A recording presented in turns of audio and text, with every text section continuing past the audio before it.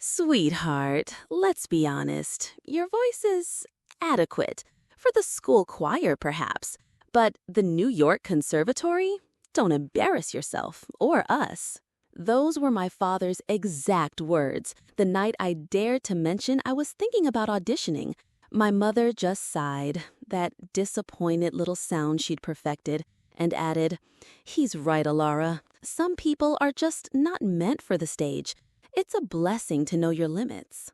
Limits they had defined for me my entire life, long before I even understood what a limit was. But this time, something inside me didn't just shrink, it sparked. Little did they know, their casual cruelty that night was the final push I needed. For as long as I can remember, music has been my sanctuary. Not just a hobby, but the very air I breathed. When I was little, while other kids played with dolls or trucks, I was a listener. I'd sit for hours, completely lost in the sound of my mother, Anna, practicing her violin, the rich, melancholic tones filling our quiet, overly tidy house. Or my father, Mark, his fingers dancing across the piano keys, coaxing out complex jazz melodies that seemed to come from another world. They were, and still are, brilliant musicians. My mom had a brief stint with the city orchestra before I was born, a career she often spoke of with a wistful sigh, and Dad taught advanced music theory at the local college, revered by his students, a connoisseur of all things classical and jazz. Our home was a temple to their art. Polished wood, scores neatly stacked, the faint scent of rosin and old paper. It was a place of discipline, of practice, of quiet reverence for the greats, Bach, Beethoven, Coltrane. You'd think growing up in such an environment would be a musician's dream, right? That they'd foster any flicker of talent in their own child. But with me, it was different. It was as if their passion had a velvet rope around it, and I was always on the outside. I remember being about 7, trying to pick out Twinkle, Twinkle, Little Star on the grand piano in the living room, the one Dad usually played. He walked in, watched me for a moment, a frown etching itself between his brows. "Ilara," he said, not unkindly, but with that air of finality he had. "Your rhythm is off, and you're not quite hitting the notes. Maybe try drawing instead." He then gently steered me away from the piano bench. Drawing. It felt like being told to breathe water instead of air. Another time, I was maybe 10.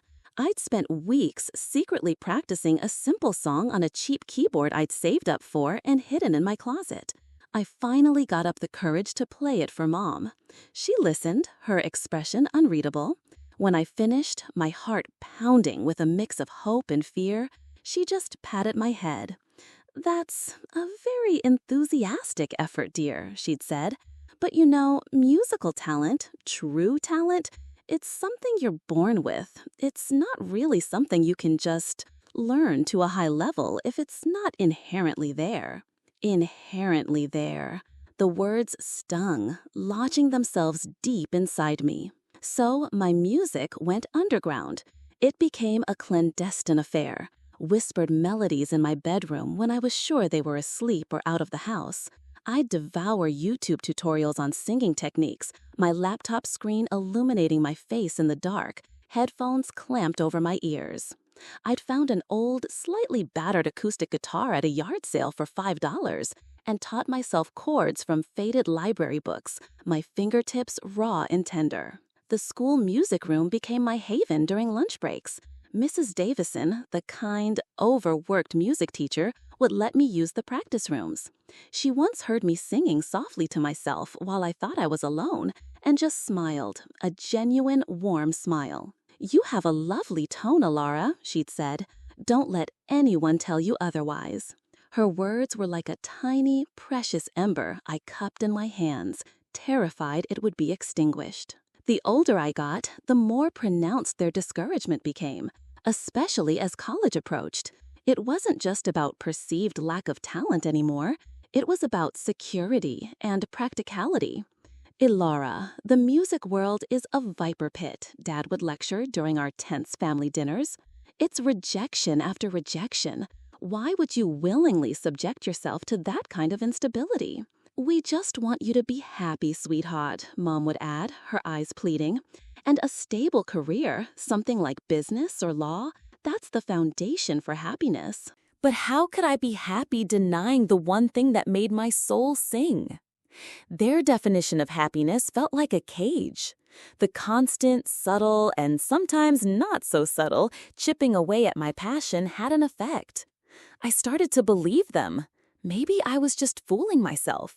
Maybe that burning desire was just a childish whim, a stubborn refusal to accept my own mediocrity. I became quieter, more withdrawn, pouring all my hidden musical energy into journals filled with lyrics they'd never see, melodies they'd never hear. The longing for just a sliver of their approval, for them to see me and not just their version of what I should be, was a constant dull ache. Then, about 6 months before the conversation I mentioned at the start, the one about the New York Conservatory, I stumbled upon an online forum for aspiring musicians. It was a lifeline. People shared their struggles, their small victories, their fears that mirrored my own. And it was there, buried in a thread about audition anxieties, that I first saw it, a small, almost unnoticeable banner ad. National Academy of Performing Arts, annual blind auditions. Your talent, your sound. No names, no faces, just music. Blind auditions. The words seemed to shimmer on the screen. No names, no faces. They wouldn't know I was Alara, daughter of Anna and Mark, the girl who supposedly had no inherent talent. They wouldn't see the doubt in my eyes or the way I nervously fidgeted. They would only hear my voice, my interpretation, the music that lived inside me. It felt like the universe was throwing me a very specific, very pointed lifeline. For weeks, the idea simmered. Could I do it? Did I dare? The fear of failure was immense, a cold knot in my stomach. But the fear of never knowing, of living my entire life under the shadow of their pronouncements, that was slowly becoming even more terrifying. What if Mrs. Davison was right? What if that tiny ember of talent was real? This was, quite possibly, my only chance to find out, objectively. The application process was entirely online, a simple form, and then the requirement, 2 audio recordings of contrasting pieces, no video. They were serious about the blind part. The deadline was looming, just a few weeks away. It felt like standing on the edge of a cliff. Jump and I might fly, or I might fall. But staying put, staying safe, as my parents wanted, suddenly felt like the slowest, most certain kind of death.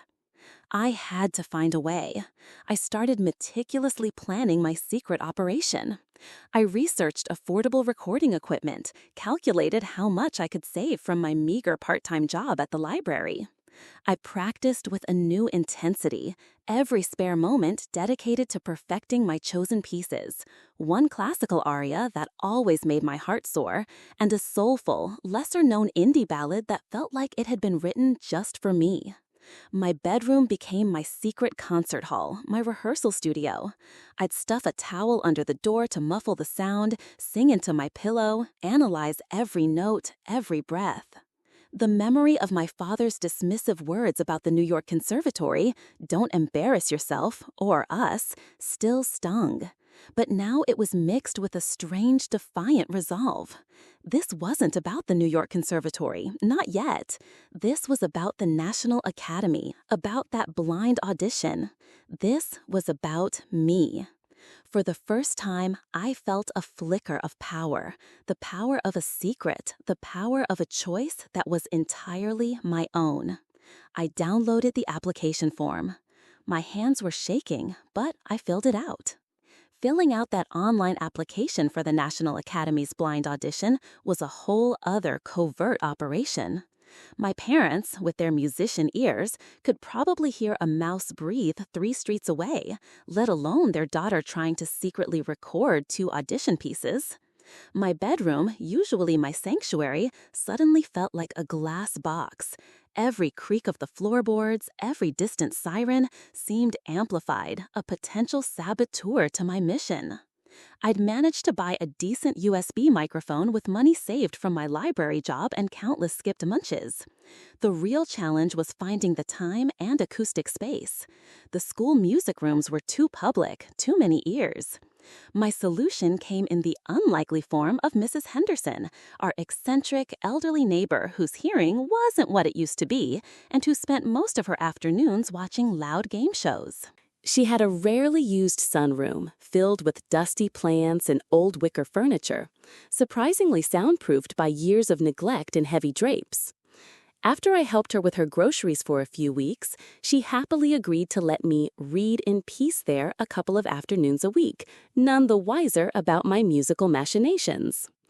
So, there I was, surrounded by wilting ferns, my laptop perched precariously on a stack of old gardening magazines, pouring my heart into that microphone.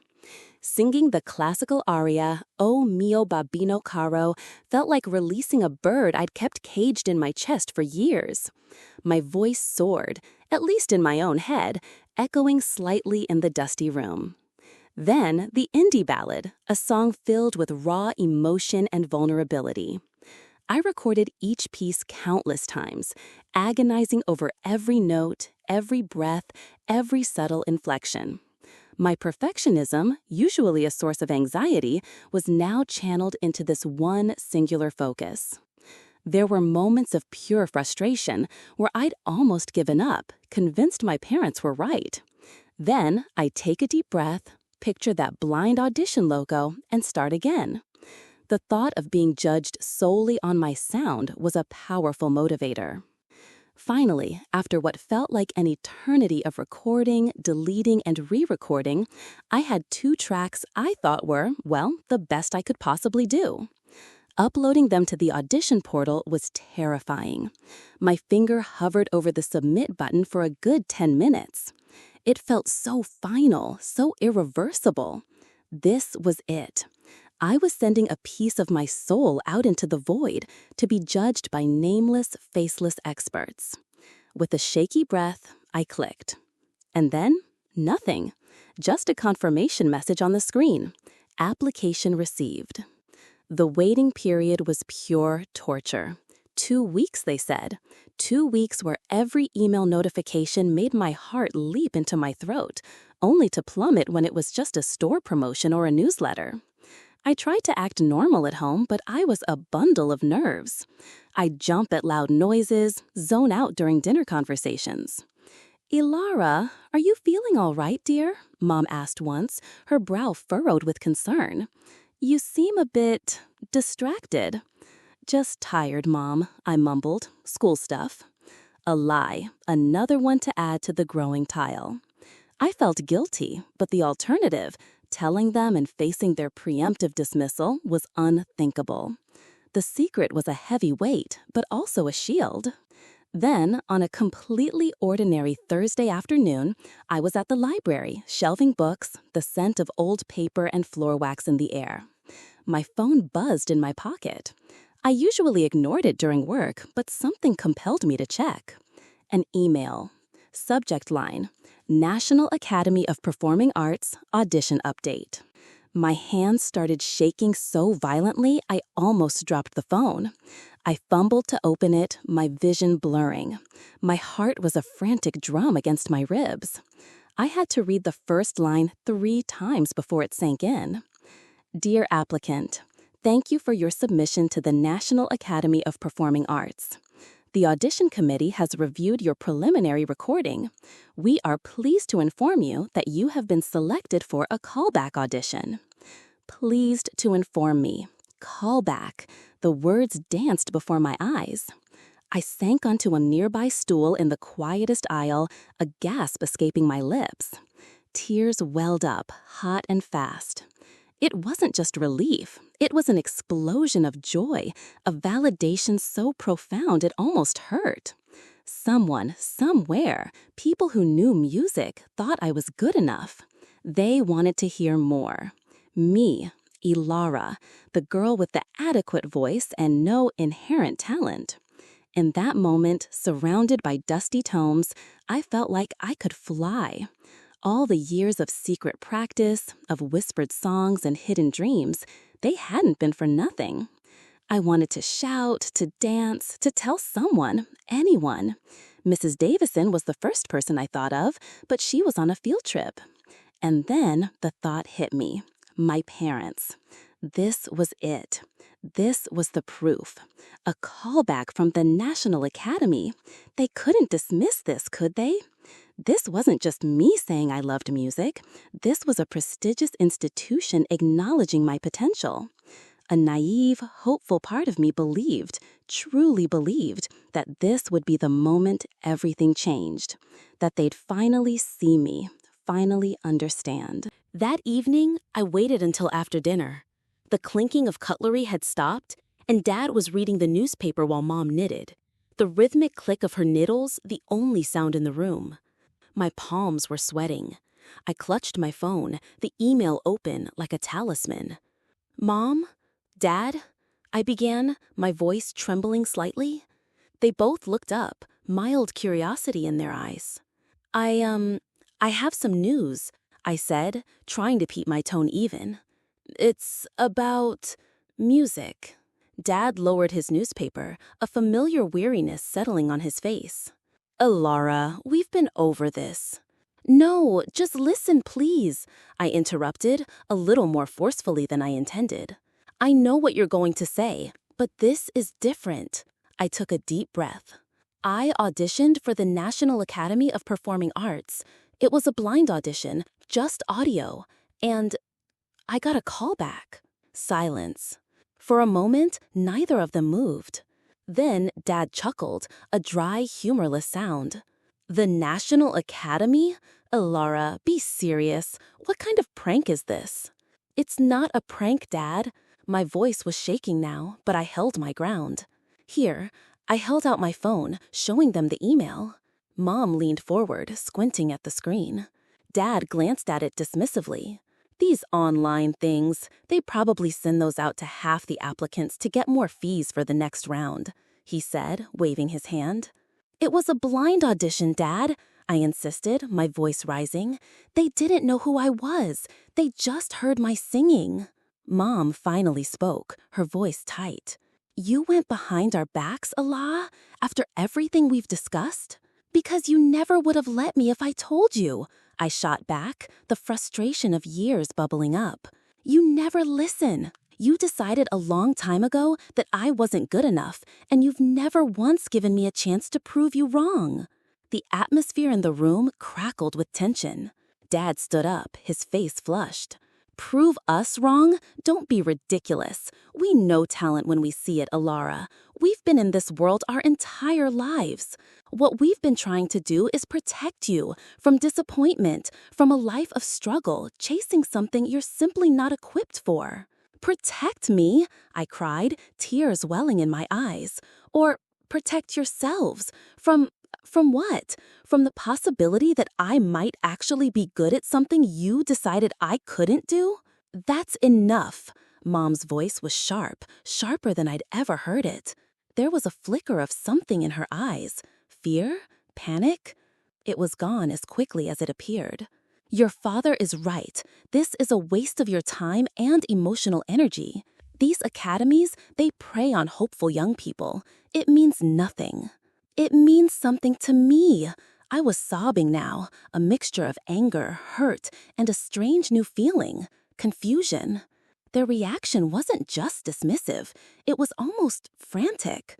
The way they clung to the narrative of my inadequacy, even in the face of this small victory, it felt disproportionate. It was as if my getting a callback wasn't just an affront to their judgment, but a threat. Dad walked over to the window, his back to me. "We forbid you to go to this callback, Ilara. You're to focus on your actual studies, on a realistic future. This musical fantasy ends now." Forbid me? I was 20 years old. The words hung in the air, heavy and suffocating. But beneath the pain, a tiny, cold seed of suspicion began to sprout. Why were they so desperate?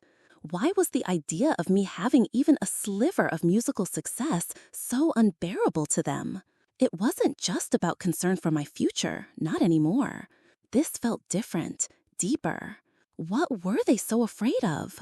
The intensity in their eyes, the almost panicked edge to their voices, it didn't add up. They weren't just trying to protect me from disappointment. It felt like they were trying to protect a secret. I didn't say anything else. I just turned and fled to my room, their angry words echoing behind me. I slammed the door, the sound a poor substitute for the scream trapped in my chest. The email, still glowing on my phone screen, seemed to mock me. My moment of triumph had been twisted into another battle, another round of them telling me I wasn't good enough. But this time, for the first time, I wasn't entirely sure I believed them. Their vehement denial, their sheer panic, it had inadvertently planted a question in my mind. What if the reason they were so adamant I had no talent was because they knew I did? The silence in our house after that explosive argument was heavier than any sound I'd ever known. It was a silence filled with unspoken words, with years of resentment, and now, for me at least, with a burning, insistent suspicion. My parents walked around like ghosts, their faces etched with a mixture of anger and something I couldn't quite decipher. Was it worry? Guilt? They avoided my eyes, and any attempts at conversation were painfully stilted, limited to pass the salt or good morning. But their command, "We forbid you to go to this callback," echoed in my mind. Forbid me, as if I were still a child, incapable of making my own decisions. Sleep became a luxury I couldn't afford. My mind raced, replaying not just our recent fight, but countless small moments from my childhood, interactions I dismissed or misunderstood at the time. There was the incident when I was 12, a local talent show I desperately wanted to enter. Mom had lost the entry form. Then there was the prestigious summer music camp a teacher recommended when I was 15. Dad had claimed it was far too expensive, only for me to later find out they'd spent a similar amount on a new set of golf clubs for him that same month. Little things, paper cuts of discouragement that now, viewed through the lens of my new suspicion, began to form a disturbing pattern. Their reaction to my callback hadn't just been about protecting me from failure. It had been too intense, too visceral. It was the reaction of people terrified of something being exposed, and the only thing that made sense was that they were terrified of me succeeding. But why? The question gnawed at me. I knew I couldn't just let it go.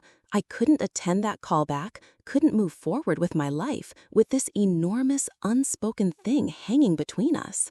I needed the truth, whatever it was. I decided to confront them a few days later. I chose a Saturday morning, a time when they were usually more relaxed, reading in the living room. No escape route. I walked in, my heart pounding, but my resolve firm. They both looked up, surprised to see me approaching them so directly after days of mutual avoidance. "Mom, Dad," I said, my voice steadier than I expected, "we need to talk, and this time I need you to be completely honest with me." Dad sighed, putting down his book. "Illara, if this is about that audition again—" "It is, but it's about more than that," I pressed on. "I don't believe that you're trying to protect me from disappointment anymore. Your reaction to the callback, it wasn't normal. You were almost panicked." Mom's hands tightened on her teacup. "Don't be dramatic, Illara." "Am I?" I challenged, looking straight at her. "Or am I finally seeing things clearly? All these years, every time I showed the slightest bit of serious interest or ability in music, you shut me down. You told me I didn't have the gift, that I wasn't good enough. But what if that was never true? What if you've always known I could be good, and that's what actually scares you?" The silence stretched, thick and suffocating. Dad stared at me, his expression unreadable. Mom looked down at her lap, her composure finally beginning to crack. "Tell me the truth," I pleaded, my voice softer now, but filled with an urgency that demanded a response. Please, why have you tried so hard to stop me?" It was Mom who broke first. A small, choked sob escaped her lips. Dad reached out and put his hand on her shoulder, his own face pale. He looked at me, and for the first time, I saw not anger or dismissal, but a profound weariness, a deep-seated pain. "She's right, Mark," Mom whispered, tears streaming down her face now. "She deserves to know." Dad closed his eyes for a long moment. When he opened them, they were filled with a sadness that pierced my heart. "All right, Ilara," he said, his voice hoarse. "The truth. You want the truth." He took a deep breath. "You were never adequate, Ilara. You were exceptional from a very early age." I stared at him, speechless. The words didn't make sense. "Exceptional?"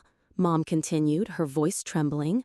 "When you were very little, maybe 4 or 5, you started singing along to the classical music we played, and you were perfectly in tune.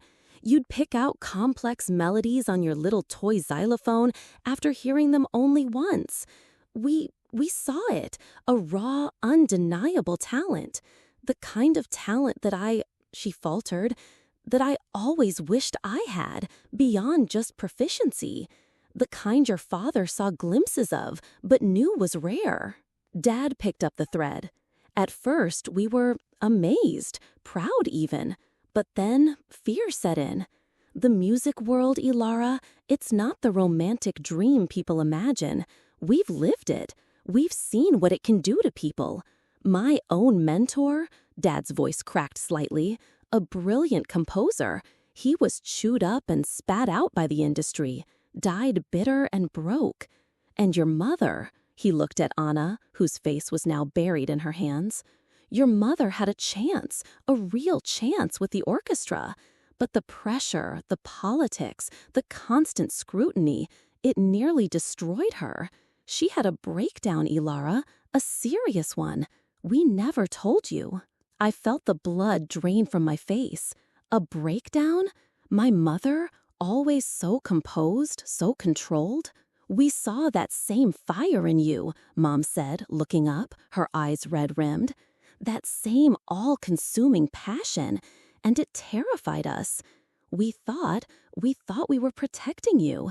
If we could just steer you away from it, convince you that you weren't cut out for it, then you wouldn't have to face that darkness, that potential for heartbreak and ruin." "So, all those comments?" I whispered, the pieces clicking into place with horrifying clarity.